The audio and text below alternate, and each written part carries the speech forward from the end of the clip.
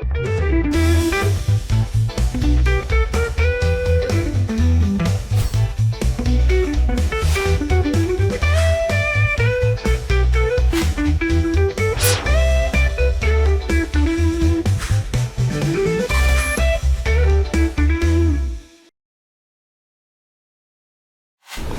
everyone, and welcome to The Surprise Truth, where a timely insight can change your life forever. Today we have with us His Excellency Ambassador Dominic Jermey. He is the British Ambassador to Indonesia and Timor-Leste. Welcome, Ambassador. It's great to have you here. Thank you very much. I'm delighted to be on the podcast today. That's very good. You know, we've been actually wanting to have a deep conversation about, the British influence in Indonesia and the economic engagement. And I believe that there are a lot of activities that have been happening in the last 1 to 2 years, or let's say from 2023 when you are here, which has given a lot of momentum and impetus, so a little bit about that. And also remember that we like the idea of having a surprise truth, which may be not so well known to the people. So, I know you're a great conversationalist, so we would enjoy listening to that from you. Well, thank you very much. And I'm looking forward to our conversation today. And over the last couple of years, something that we've done is we've worked with Indonesia and the United Kingdom together to put a strategic partnership in place. And so I think a lot of what we're going to be discussing today is part of that new strategic partnership. And that's incredibly exciting because it's a new government in the UK, a new government in Indonesia, coming together to do things differently in a changing world. So let's talk about that. Okay, excellent. So, starting from, let's say, what people in UK know about Indonesia, are there any surprise truths that you feel that people in UK should know so that they can assess the opportunity of Indonesia? Absolutely. I am very struck that Indonesia is a country and a market for British businesses that is relatively undiscovered. And I look at the evidence. I look at Indonesia being the United Kingdom's 56th largest export market. And this is the 17th largest economy in the world, and the UK is the 6th. 56th largest export market, that makes no sense. And then I look at the opportunities. And for UK businesses looking at Indonesia, this incredible archipelago of 17,000 islands, such diversity, Bhinneka Tunggal Ika, such diversity amongst the peoples here. And I think that looking at that from the point of view of this being a digitally enabled economy, where 70% of people under 30 do almost all their personal banking, or a lot of their shopping, that kind of thing, online. This is an incredible opportunity if you're coming from the UK fintech sector, med tech, all sorts of applications and uses there. Because although this is now an upper middle income country, this is a country that in many ways is way ahead on the use of technology to bind together the enormous kind of diversity and breadth of the 17,000 island archipelago.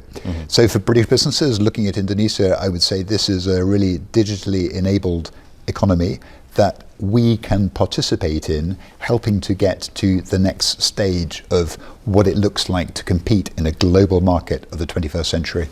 You absolutely are spot on, because the truth about Indonesia's digital market is not well understood everywhere, and that opportunity is massive. And Ambassador, Your Excellency, you mentioned a few sectors, but I would like to specifically ask you what sectors, in your opinion, would be a starting point for British engagement. What I mean is, digital is one part, but digitalized economy is another thing altogether, right? And what technologies or what kind of sectors do you think the British companies can immediately start looking at? For example, AI is everywhere, right? It's in every sector.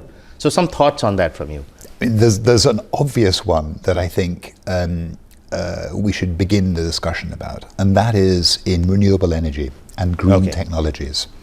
So Indonesia is a country with massive power demands. It's a country with massive infrastructure demands. And the UK has extraordinary expertise, both in the development of renewable energy. We are a country that, for example, in 2024, we closed our final coal-powered fire station because we've made that shift to renewable. We made that shift to civil nuclear as well. Yes. These are energies, technologies, business ways of operating that I think the UK commercial sector can contribute to Indonesia's development and future. But then I'd go beyond the energy sector to green infrastructure. So there have been some fantastic examples of working with the city of Jakarta, the city of Surabaya, as these parts of Java look to develop the next stage of how you take the carbon out of transport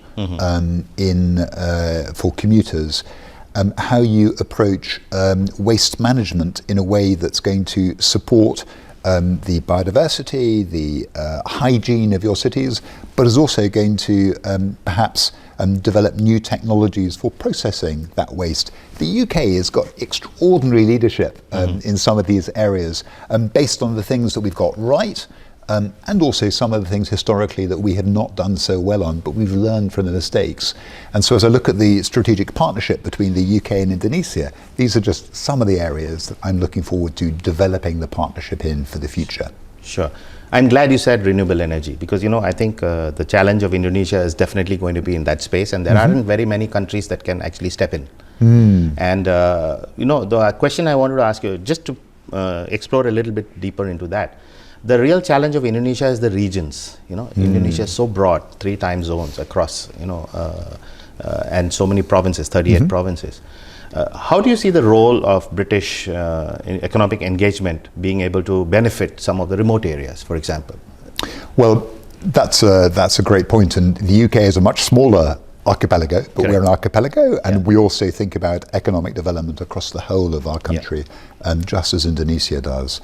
And I'm delighted to see strong relationships developing at a sub-regional and at a city level in order to support, for example, on renewable energy. There was in early July 2025, a UK company, Aquaterra, secured a nearly $3 million US contract that is about how you do the technology around floating solar, which can be a great answer to electricity needs in remote parts of the country. Correct. Because you don't have to be on the main grid for that.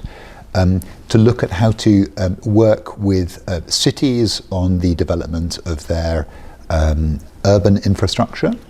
We mentioned the transport a moment ago, but also how you do the development of urban planning in a way that's going to make the most of the stunning biodiversity, the stunning landscape of Indonesia, but will also meet the development needs of individuals who want to be part of a modern economy and who've got a right to expect the ability to see the development of their environment growing as the economy of Indonesia grows, and it becomes, I think, one of the 10 largest economies in the next decade.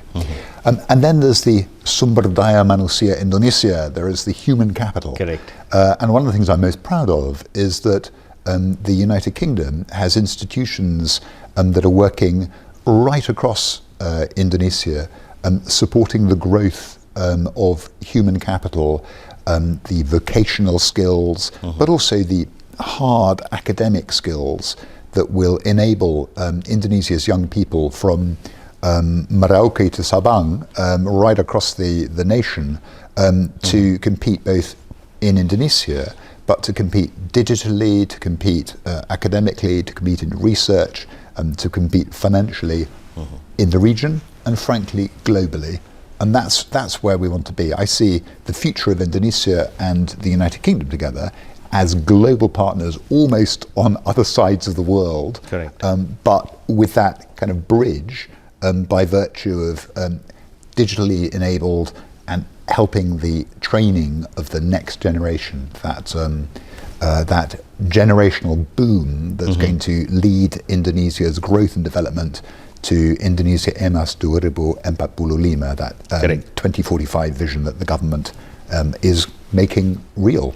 Yes, and talking about technology, and UK has actually led the world in inventions and many other technologies which actually started off in the UK. Oh, terima kasih banyak. Thank you very much. There's a great history there. Right? I've Indeed. been to some of the museums in Scotland, etc., and all the inventors are showcased there, and that's something a lot of people don't know. And also looking at education, we'll talk about that a little later. Please. But that's also, there's a huge, I would say, historical background in developing education in many parts of the world. So I'm going to talk a little bit more about the technology side, because, you know, it's also connected to cybersecurity is another area which is becoming important. And I think Indonesia is paying attention to how can it improve its cybersecurity because of many incidents that have happened. But that also leads into defense ties, right? For example, and I'd like to know a little bit more about how do you see the partnership between UK and Indonesia from a defense perspective? That is one. And also I know that the HMS Richmond was here recently. I'd like to hear a little bit from you about, you know, some of the surprise truths related to that visit. Yes. Fantastic. Well, I'd love to talk about HMS Richmond. Just before I do, Sachin, I wanted to mention on cyber. Yeah. So that's a really interesting area of collaboration at the moment. And just under 2 years ago, we had our Deputy Prime Minister coming to meet BSSN, which is the National Cyber Agency here in Indonesia, and to talk about how we want to grow and tighten that collaboration as two countries, but also as two business communities in countering cyber threats. So at the moment in the United Kingdom, about 80% of the fraud that happens in my country is through cyber-enabled applications. Yeah. And so we've developed an extraordinary expertise, both as government, and we collaborate closely with the government of Indonesia, but also as businesses, as private sectors, in defending ourselves against that, but also in anticipating where the threats are going to come and doing the strategic planning to minimize and reduce the risks of those threats in the future. And I think that's a really important area of collaboration with Indonesia. That's ongoing. And that is ongoing, and it's one that actually our strategic partnership is going to strengthen. Yeah. But you asked about HMS Richmond and defence ties. So, just for context, HMS Richmond is a frigate, a Royal Navy frigate that was coming to Indonesia during June 2025 as part of the carrier strike group. So, one of the United Kingdom's aircraft carriers, HMS Prince of Wales, came to Indonesia as part of a journey across the Indo-Pacific, and this was absolutely extraordinary. Sachin, I've not been on an aircraft carrier before, and it was just incredible to see the aircraft landing on this ship. 18 of them lined up. They kind of go, they do their thing. It's a short takeoff, and then they come down and they hover over the sea, and then just move, sideways to park themselves. I wish my car could do that. And this is part of the UK working with Indonesia and other regional partners, essentially to support the free and open passage in international waters, and in particular through the Indo-Pacific. And it was a real privilege to be on board the aircraft carrier with members of the Indonesian military and the Deputy Defence Minister here. And in HMS Richmond, we were there on board with the Minister of Defence of Indonesia, and with a really important delegation of UK businesses and Royal Navy, who were talking about, for example, developing a maritime partnership program between Indonesia and the United Kingdom that is going to transform the fishing fleet of Indonesia. It's going to transform the security around that fishing fleet with offshore patrol vessels and intelligence-enabled UAV protection. And it's also going to transform the way in which the Indonesian Navy builds its own frigates, by virtue of working very closely with Babcock, a UK company that actually builds frigates, warships for the British Navy and for other navies around the world. And they're going to be coming in here and working with partners here in Indonesia for what is a transformational approach. And then going back to education, at the heart of this is also working not only to support the development of the shipyards of Indonesia, but to support the development of the human capital, so that this is a country that has some outstanding individuals who will be trained developing their skills with Babcock and with the Royal Navy in order to be able to offer world-class shipbuilding, maintenance, and to support their naval and fisheries capabilities. And that is a program not for this year, not for next year, but a program for decades to come. And it's really exciting. So, a lot of people don't understand when you say defense strategic partnership. Actually, you described it very well.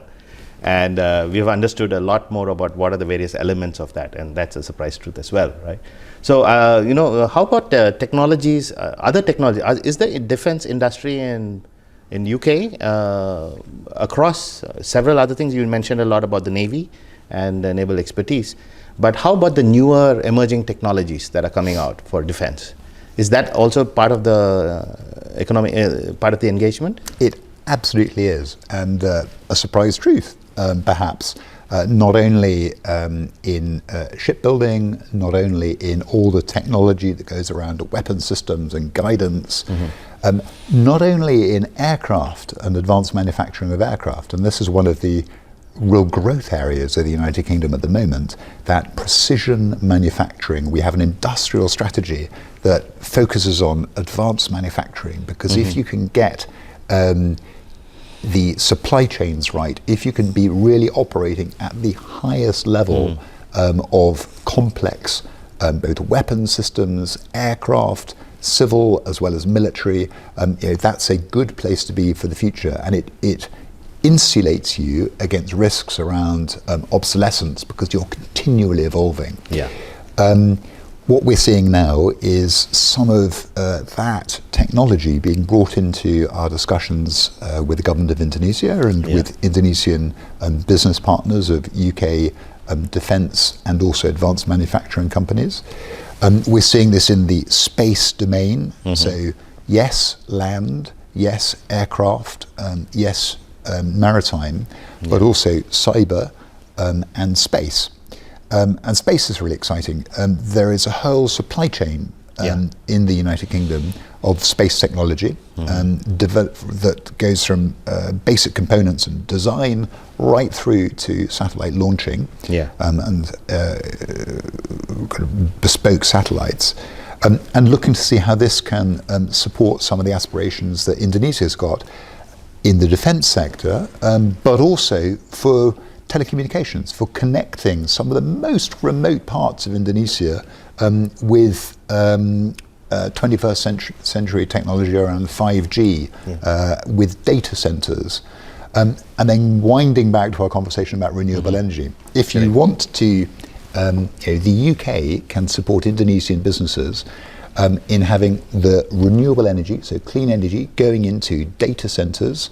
The UK can support the design and the creation of those data centres, both the hardware but also the software side of it, and then the training of people to work in those data centres, so that you can have global businesses coming to Indonesia, really quality product and offering there, that is also renewable, so that it can be part of that supply chain of the future, where consumers across the world are going to insist that the products they buy are products that do not harm the planet and that are sustainably produced. I don't know if you've got children here in Indonesia, but mine are the biggest advocates, the next generation, that it's got to be sustainable, Dad. And I'm enormously proud. That's one of the key areas that we're supporting Indonesia as the United Kingdom in making sure that happens here.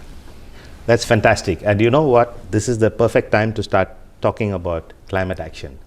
And Ambassador, you've been a champion actually of biodiversity in many of your previous roles. And there's a lot of opportunity between UK and Indonesia to work closer for a very specific reason, because I think UK is emerging as the new champion of climate action in today's world, as we are seeing shifts in the geopolitical priorities. And something about how climate action is firstly relevant to Indonesia, and something about how UK can play a role in really turning that around, because Indonesia is, you could say, a biodiversity capital of the world. So how do you see, what are your views on that, and what are some of the surprise truths you could share with us? Sachin, you're absolutely right. Indonesia is a biodiversity capital of the world, and I think this is a really neat area of collaboration between the United Kingdom and Indonesia. So here is a surprise truth for you. Yeah. His Majesty King Charles and the President of Indonesia, one of the key things that they discuss when they met in Buckingham Palace recently was biodiversity. They were talking about the incredible biodiversity of Indonesia and how UK institutions and people can support that preservation.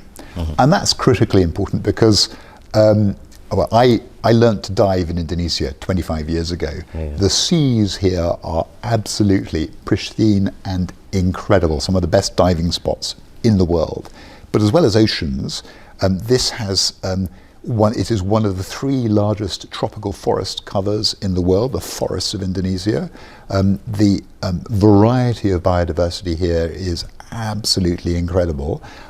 But the government is also really concerned that Indonesia is a net carbon emitter, correct, not a net carbon sink. And the government absolutely wants to turn that around. And so we were delighted in June this year to see the Minister of Environment of Indonesia coming to London Climate Action Week, participating in, for example, the launch of an effort that we are at the heart of to create voluntary carbon markets that are high integrity, that major businesses around the world are going to have confidence to buy into, and that could be transformational for Indonesia. And that's just one example of both the policy engagement, but also the financial engineering engagement. So there were UK banks, the LEAF Coalition, which is a UK organisation that we helped to establish when the United Kingdom was chair of the climate change conference that took place, COP26, in Glasgow in 2021. How all these institutions, businesses and policy dialogues can support Indonesia on that biodiversity journey. And we absolutely have to do that because Indonesia is one of the countries with many low-lying islands that is going to be most badly affected by climate change. And so both Indonesia and the United Kingdom, we see very much the critical nature of gripping this together. It's like clapping. You can't clap on your own. Yes. We have to do this as partners together. Yeah. So, you're absolutely spot on. The opportunities are amazing, and I think this is the playground for a lot of technologies to be at play as expertise as well. And how about some of the conservation efforts that you've also been involved in? Because I heard a little bit about, the elephants, the conservation that was recently done. I think you were there and I saw some footage about it. Would you like to talk about that a bit? Well, that was a most extraordinary experience. Yeah. And I've been to some fairly unusual places in Indonesia. I was in Ternate in North Maluku for a celebration of Alfred Russel Wallace, who was alongside Darwin, one of the people who, the Wallace line. And he if you like, worked out the theory of evolution with Darwin 150 years ago. So he's been commemorated, and he partly came to that realization working with people who were living in North Maluku at the time. So it's something very much for Indonesia to be proud of, at the heart of that science and scientific discovery. But I was in Aceh seeing this extraordinary project that is being led with local NGOs and partners by WWF Indonesia. The UK government is supporting it, and the President and the King Charles, they discuss this project, and the idea is to take 98,000 hectares, which is a massive amount that's a big project. Of land. It's a really big project, and to put it aside for elephant conservation, and to look to see how you can bring in technology and know-how to enable that area to be financially self-sustaining. So how do you use agroeconomy? How do you grow high quality coffee and cocoa, get that growing alongside the forestry, and then help to create markets for that, create markets in the United Kingdom, elsewhere. How do you use technology to get those products to market? Then we talked a moment ago about voluntary carbon markets. How do you bring in the global resources of major public companies, of philanthropists, in order to help to pay for the preservation of that biodiversity. And you can do that with carbon trading. And then ideas around high quality tourism as well. What are the ways in which you can do that support the biodiversity of the area and don't harm it? And this is an incredibly exciting project that has the full support of the government of Indonesia, taking place in Aceh, with the United Kingdom at the heart of it. So, so it was just extraordinary. And I don't know, Sachin, if you've ever seen an Aceh elephant, a Sumatran elephant, up close, but they are just incredible. I mean, they are everything you imagine an elephant is going to look like.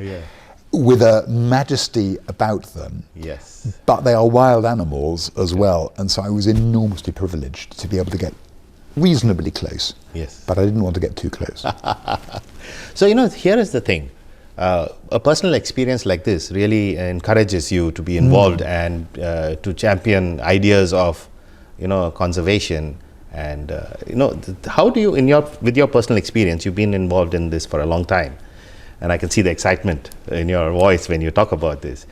What is the way that we can get the younger generation more interested and more involved in programs and projects like this, conservation? We are seeing more and more, reduction of forests, reduction of even projects in order to conserve these things. What could be some of the ideas that you may have that we should be doing in order to amplify these kind of messages a lot more?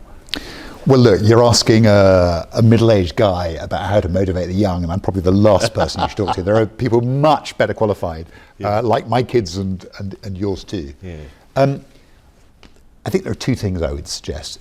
One is education, and the second is engagement, hearts and minds. Education, I am thrilled that there are UK universities, and we're going to talk about them in a moment. I know other education providers who are supporting, yes, really important education in technology, in business management, in finance, but also in how you do sustainable urban planning, how you develop earth sciences and the critical minerals of this country in a way that is not harmful to the environment, and then how you look at land reclamation, all those sorts of areas, and marine sustainability as well.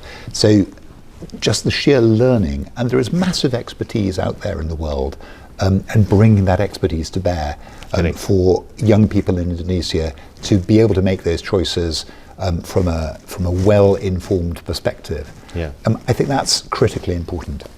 But I mentioned engagement. So for me, one of the experiences I've had that was transformational in Indonesia, it was meeting a lady called Mama Ines, and this was an extraordinary lady in a village in North Sumba, really quite remote. And my team had been working for a number of years supporting a project to develop PV, so solar, that was off-grid there.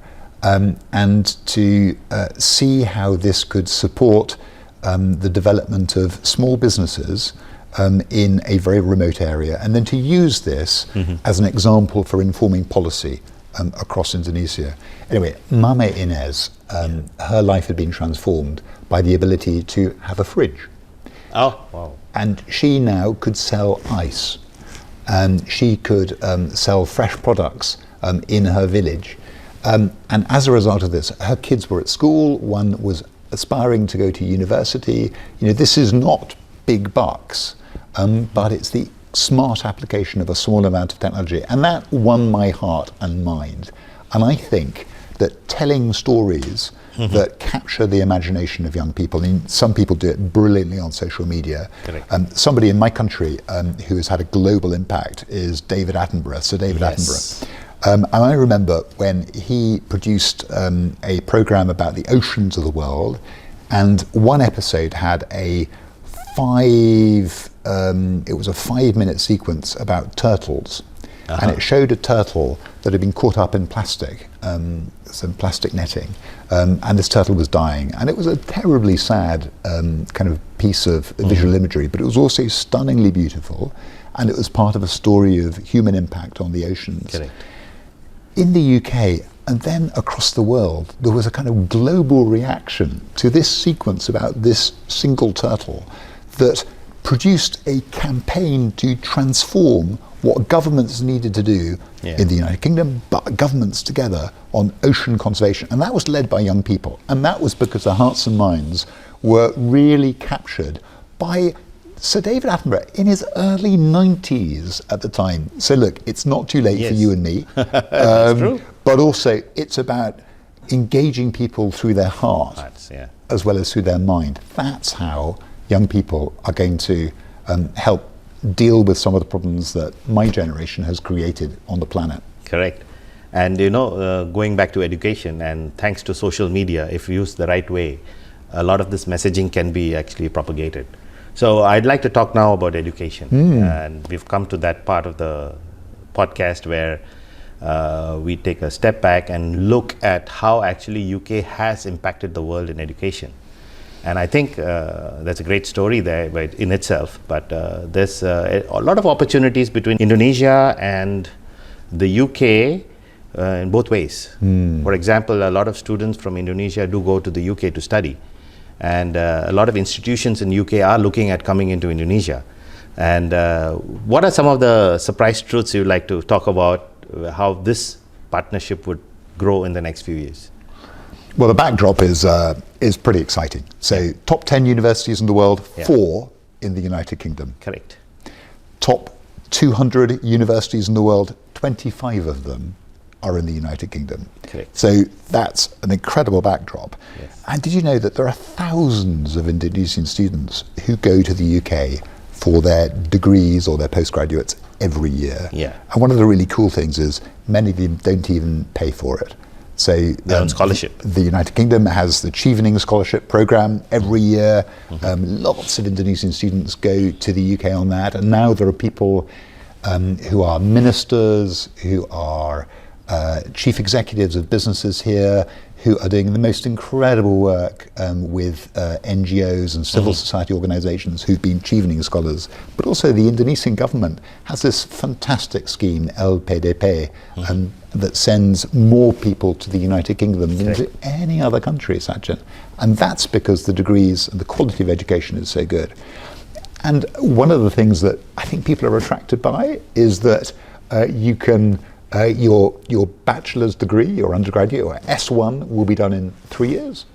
Your master's degree is normally done in 1 year. Correct. Your PhD is normally 3 or 4 years. You know, you don't have to give up a decade of your life. Correct. And that is in some of the world's best universities. So that's incredibly exciting. Correct. But did you know that there are UK universities now operating here in Indonesia too? Well, I know of some of them, but I don't know the details of how exactly that works. What is that partnership about here? Well, this is really exciting because in the first half of 2025, 2 new UK universities operated here in Indonesia. So one is King's College London. This is in the top 40 universities in the world. Correct. Now, Indonesians can obtain a degree from King's College London in Sinasari, so in Malang. Again, this is about not just being focused on Jakarta is fabulous, but it's more than Jakarta in Indonesia. So this is in Malang, and that's a master's degree particularly focused around digital business, digital finance, how all that economy of the future is going to work. That's King's College London. Lancaster University has already opened in Bandung in a partnership with Deakin from Australia.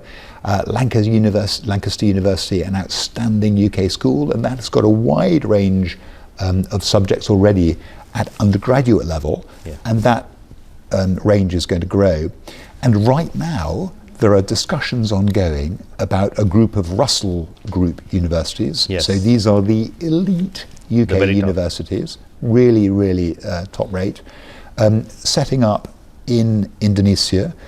I led a delegation that included Queen Mary University London, it included Liverpool University, to go and see the President of Indonesia at the end of May, where we were talking about potentially training up to, now get this, 10,000 Indonesian students a year. That's a big number. It is a massive number with UK degrees. So these are proper UK quality assured by the UK government, UK degrees without leaving Indonesia.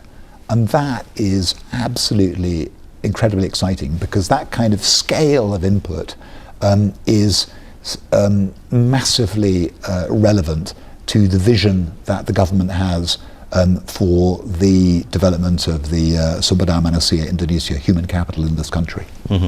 So we are seeing actually, a shift in where people want to go and study. Have you noticed that? Is there a more interest in going to the UK now compared to, let's say, 5 years ago? We are seeing this. I think the UK has always been a popular destination. Yeah. But right now, it's a time of geopolitical uncertainty, and people are looking for that confidence. Correct. That a partner that has been a long-term partner of Indonesia and is predictable, and they're looking for that confidence as they make decisions about themselves or about their children and where they're going to be educated. But to be honest, it's also just because the UK is a fun place to be. If you want to talk about soft power, That's true. you think of the music, you think of some of the stunning locations. Beatles, the Beatles. You talk, your mum always wants to know what's happening with the royal family. Correct. Well, if you're educated in the United Kingdom, you've got access to all of these things, and you know the answer. So that's why. But it's also pretty cool that people can now get their UK degree here in Indonesia as well. And that's, there will always be a market for people going to the UK, and we welcome them with open arms. Correct. But we're also thrilled that UK education is available across Indonesia now. Yeah, and you know what? Hand in hand with education comes the lifestyle of the young, and that's when cultural influences start coming into play. I'd like to hear a little bit more about what are the kind of initiatives you have been doing to deepen the cultural ties between UK and Indonesia. Oh, well, there are so many cultural ties already, but one of my personal favorites is I adore Indonesian food. Okay. And wherever I go in Indonesia, I like to try the local sambal. Correct. Sambal diplomacy. Hashtag sambal diplomacy. And everybody's got a favorite sambal that their mum makes, or it's from their village, or whatever it is. And so when I go somewhere, I like to make sambal with the people I meet. And so, for example, I was in East Java, and with the governor of East Java, we made sambal rujak together. And we did this kind of with lots of journalists present. And first of all, it was delicious. Secondly, it was like nothing I've ever tasted before. And then thirdly, people really enjoy seeing how many chilies a foreigner can eat before he explodes. Correct. And it was a bit like that. But also, I've been I've had the privilege of having some fantastic sambals in some of the remotest areas of Indonesia, and that people have made with me. And for me, it's whether it's sambal hijau, sambal udang, sambal roa in North Maluku, absolutely amazing local spices going into that. All these different sambals, it's a kind of an odyssey. And part of what I try to do is to put it out on social media, so Indonesians can hear my reactions and see some of the conversations, but also to tell people about that in the United Kingdom, because, as we spoke earlier, the business contacts and relationships, they're incredibly important. The defence relationships are really important, but actually, what you've got to do is you've got to have those people-to-people contacts, and that comes from hearts and minds. It comes from understanding people. That's right. And if I can do a little bit of that with my sambal diplomacy, then I'm thrilled to do so. Yeah, and you know what? That's an important point. It's not a surprise truth. Actually, if people like each other, then they work well together. And I think this is exactly where food comes into play, because when people gather together with food, it really binds them. So I'm actually looking forward to your book on sambal, because I think if you have been cooking, You must be having a lot of recipes that you have recorded. Do you take notes, or do you like? I do take notes, and I do enjoy cooking. And in fact, Sachin, you and I are eating scones today because you can't get more British than scones. That's right. And what I enjoy with sambal is seeing where you can have a fusion between UK traditions and Indonesian traditions. And one of the most delightful examples of that was a sambal I made with a friend that was all about the right sambal to eat with fish and chips. And you can't get more British than fish and chips. Absolutely. Yeah. And when you've got the right sambal with it, it just really makes the flavour of the fish come out in the most fabulous way. So I'll happily share my book with you. Yeah. In fact, we should publish it. Sounds a great idea. Yeah. So, some of the things that we talked about today gave us a real good insight into some of the work that's being done by His Excellency, Ambassador Dominic Jermey. But what I liked about this whole podcast, and, I'm really enjoying having this conversation with you, is I've understood that, a lot of these are driven by personal experiences that you had in the country. And you really enjoyed the food, the people, traveling. Can you tell me a little bit about how you've traveled around the country or across Indonesia, some of your travel stories, perhaps? Oh, I'd love to. Yeah. I'd love to. And I'm enormously privileged. I first came to Indonesia 25 years ago. Yeah. And so I've had the opportunity to travel a lot. And my kids, before they were born, there were lots of Indonesian pieces of art and textile around the house. Correct. So for them, coming and seeing some of this is just amazing. Earlier this year, I went diving. And if it isn't a sambal story, it's a diving story. Yeah. I went diving just off the north of Aceh, Pulau Way. And I've never gone diving somewhere where there is an underwater volcano that completely transforms the flora and the fauna underwater. Later this year, I should be going diving in Raja Ampat, which is one of the top diving spots in the world. And I'm thoroughly looking forward to doing that. And so for me, the voyage around Indonesia, it's about the people I meet, but it's also about the extraordinary difference from one part of Indonesia to another. I mean, I love getting on the train to Yogyakarta and seeing the countryside of Java, those beautiful paddy fields, and then arriving in Jogja. So one of my favourite places in Jakarta is Kota Tua, wandering around those beautiful old buildings and some of the curious alleyways nearby, and having some of the street food. In Jogja, it's to go down Jalan Malioboro, to go up to the Kraton to see that, and again just to engage with people. I mean, one of the funny things that I love in the evening in Jogja is you get the hantu.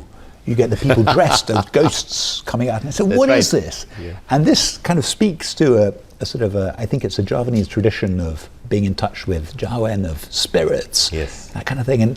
And so as an ambassador coming to this country, I feel enormously fortunate to be able to engage with people across the archipelago and to learn a little bit about their lives and their stories, and to talk a bit about my country. That's true. That's what makes it fun. Yeah. So how is tourism between UK and Indonesia?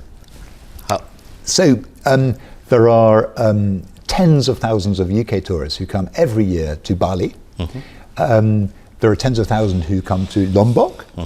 And there are thousands who come to other parts of Indonesia. And I think there's an enormous opportunity actually for Indonesia, this stunning country, to develop its tourism offer. And it would be enormously enthusiastic to do that. And I work very closely with my opposite number, the Indonesian ambassador in London, to see how we can promote tourism to Indonesia from the United Kingdom.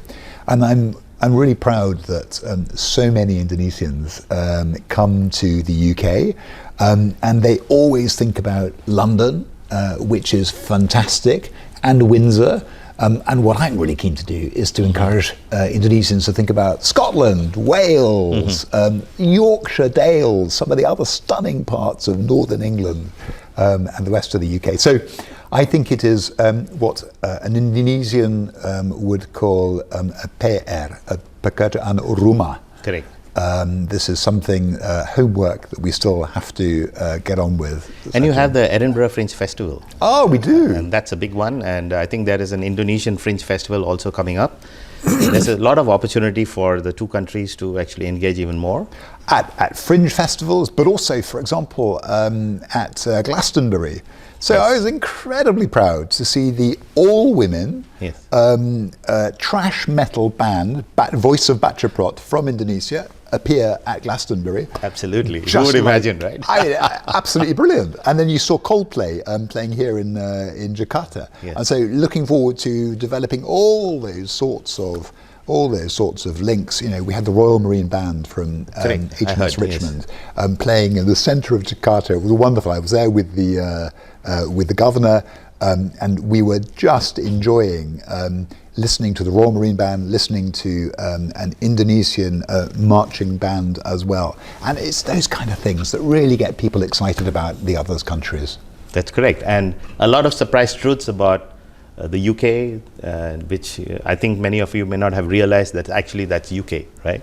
So I think we're going to end this on a last note. It's something which I would like you, Your Excellency, to inspire the young people of the new generation that's coming up, which is about the life of a diplomat. You know, and this is about your job, and I can see that you really enjoy what you do. Do you have a last statement of why do you think young people should become diplomats? Oh, goodness me. So this is a challenging moment in the world. Yes. And this is a moment where it really matters how people understand each other, both in local communities but in our global community. And so for me, diplomacy is all about helping people who are from different countries and different traditions to get on with each other, to work together for a better world. We can't sort climate change on our own. Every country needs every other country. For a global economy to bring prosperity and development to the peoples of the world, we need to be doing that together. So if you become a diplomat, then please do so, ideally with a British education as well, but please do so with a view to seeing how you can help transform our world together with other people who will be different from you, from other countries, and in particular from the United Kingdom, but from other countries, to work together for a better world. And that's why diplomacy is important, and that's why operating internationally, whether you're a diplomat, whether you're a journalist, whether you're an academic, whether you are an entrepreneur, whatever line of work you're involved in, that's why that's important. Fantastic. And thank you very much for spending the time with us. And we look forward to having more conversations. An absolute pleasure. Thank you so much. Yeah. So to all our viewers, the surprise truth always gives you an insight which could change your life forever. And I hope you got some of those in the podcast today.